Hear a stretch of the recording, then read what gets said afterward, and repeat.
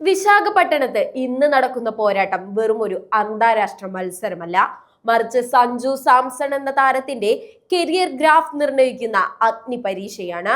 പരമ്പര 3-0 ഇന്ത്യ സ്വന്തമാക്കിയതോടെ ടീമിന് മേലുള്ള സമ്മർദ്ദം ഒഴിഞ്ഞെങ്കിലും ഓരോ പന്തും സഞ്ജുവിനെ സംബന്ധിച്ചിടത്തോളം നിലനിൽപ്പിനായുള്ള പോരാട്ടമാണ്.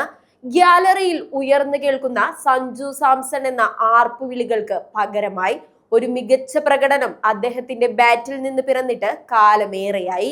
ആദ്യ 3 മത്സരങ്ങളിലും ക്രീസിൽ ഉറച്ചു നിൽക്കാൻ കഴിയാതെ പോയത് സോഷ്യൽ മീഡിയയിലും ക്രിക്കറ്റ് നിരീക്ഷകർക്കിടയിലും വലിയ വിമർശനങ്ങൾക്ക് വഴിവെച്ചിട്ടുമുണ്ട്.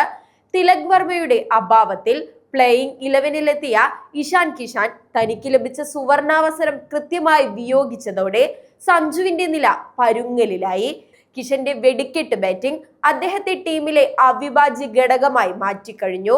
വരാനിരിക്കുന്ന T20 ലോകകപ്പിനുള്ള 15 അംഗ ടീമിൽ സഞ്ജുവിന്റെ ബാക്കപ്പായി എത്തിയ കിഷാൻ ഇപ്പോൾ സഞ്ജുവിനെ തന്നെ പുറത്തിരുത്താൻ തക്കവണ്ണം കരുത്തനായി മാറിക്കഴിഞ്ഞിരിക്കുന്നു. വിശാഖപട്ടണത്തെ ബാറ്റിംഗ് പറുദീസയായ പിച്ചിൽ ഇന്ന് സഞ്ജുവിന് പിഴച്ചാൽ അത് ഒരുപക്ഷെ അദ്ദേഹത്തിന്റെ ദേശീയ ടീമിലേക്കുള്ള വാതിലുകൾ എന്നേക്കുമായി അടയാൻ കാരണമായിരിക്കും.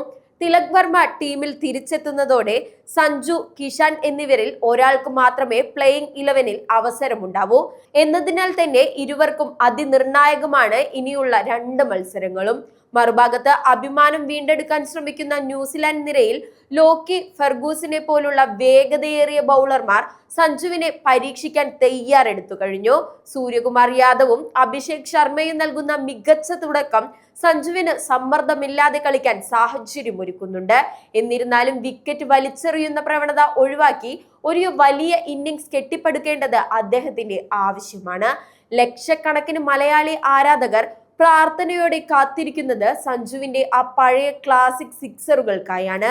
ഇന്ന് വിശാഖപട്ടണത്ത് സഞ്ജു വീണ്ടും ഉദിച്ചുയരുമോ അതോ നിരാശയുടെ പടുകുഴിയിലേക്ക് വീഴുമോ എന്ന് കാത്തിരുന്ന് തന്നെ കാണണം.